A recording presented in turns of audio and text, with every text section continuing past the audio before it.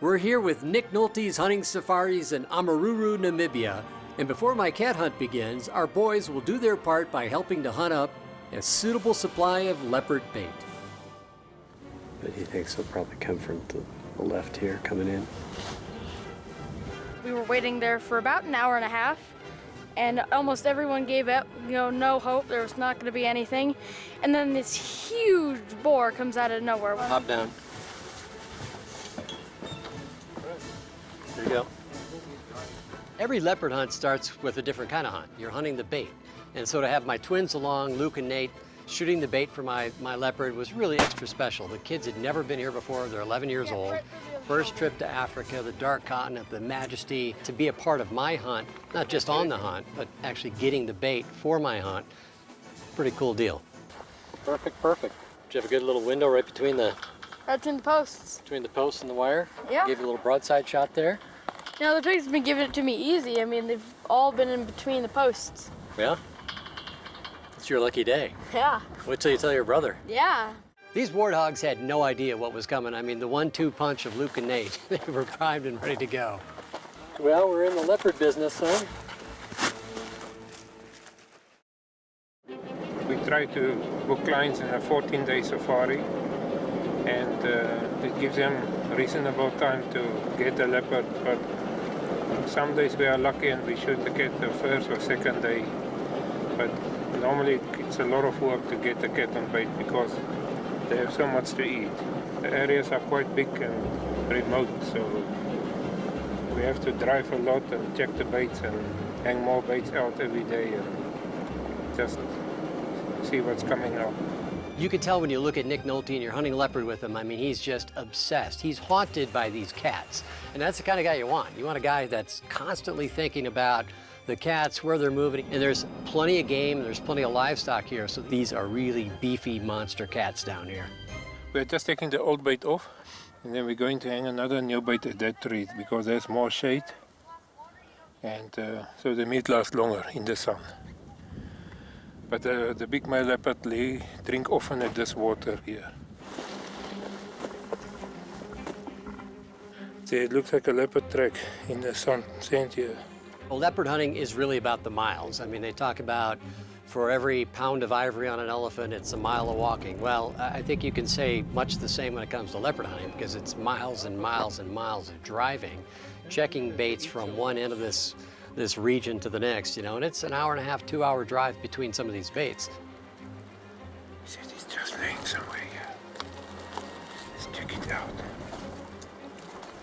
Sign never lies, and this sign is telling us that a big leopard chowed down on an impala not long ago, and there's every reason to think he's still nearby.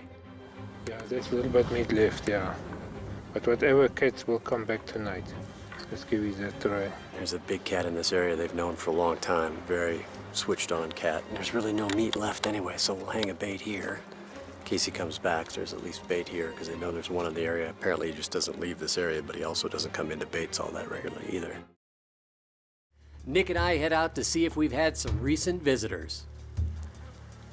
You can see where the cat ate last night. This rib case here. About a third of the warthog. Big cat.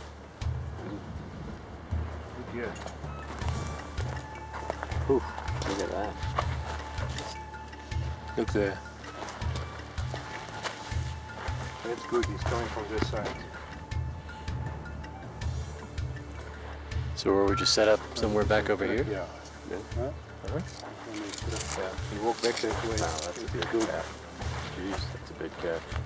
I think with the wind, we have to look at this direction, Chris, and then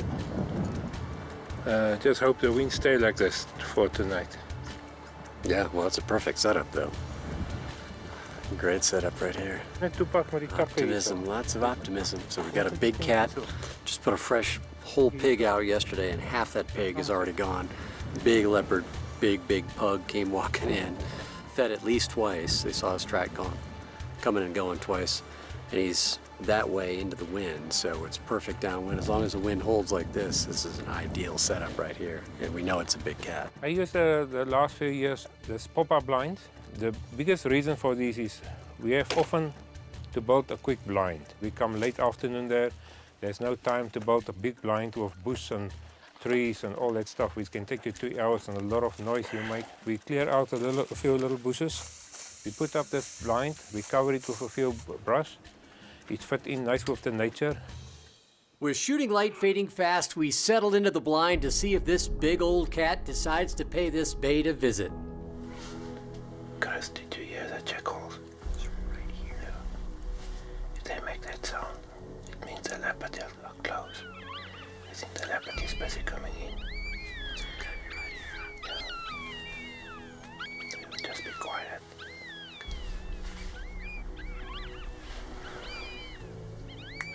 The cat comes in. We can hear the jackals. The jackals are the alarm whistle. As soon as that leopard shows up, they're barking and making a raucous noise. So you know, even without seeing the leopard, that he's right there. Jackal's close. Yeah. Cat's gotta be here.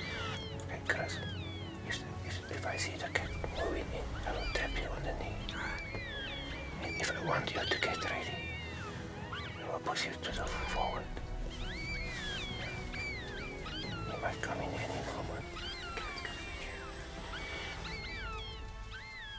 That's a big cat. Yeah, That is a big cat. And that cat came in, but he circled and circled and went back and forth. Nick thought he was right under the bait, tapped me on the shoulder. It takes you a second, you get on him. It just sort of takes your breath away. When you see a leopard, there's a pause where you're not in hunt mode, you're just in awe mode, and that's really as it should be. Here we go.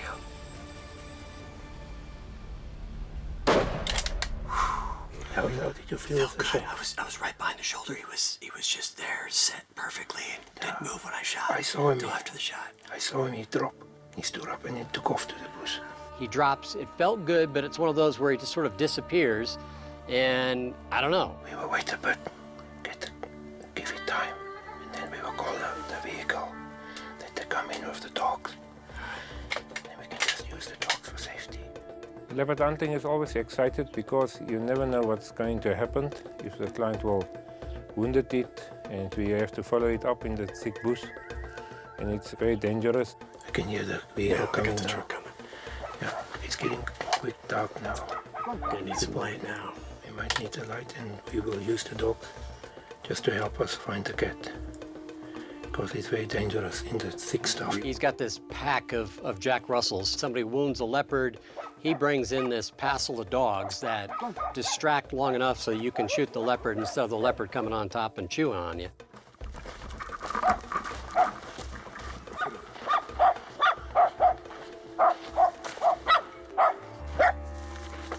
Big cat. Big cat.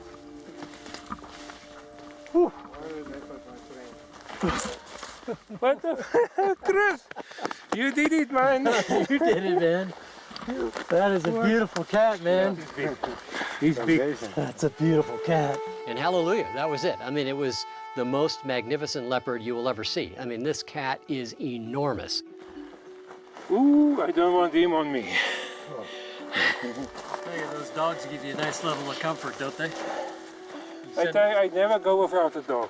What I love about the Nolte Safaris is it's a family-run business. It's not just a business for them, it's really a passion, and you become friends of the family. I can't imagine bringing anybody in a family context to a better place than the Nolte Safaris, and then to get a monster leopard to boot. That's a pretty cool deal. You will never shoot a cat like this. I'm Delphi. I'm retired right now. Look at that cat. Chris. Unbelievable. Good shot, man. Nick Nolte, One is the leopard man.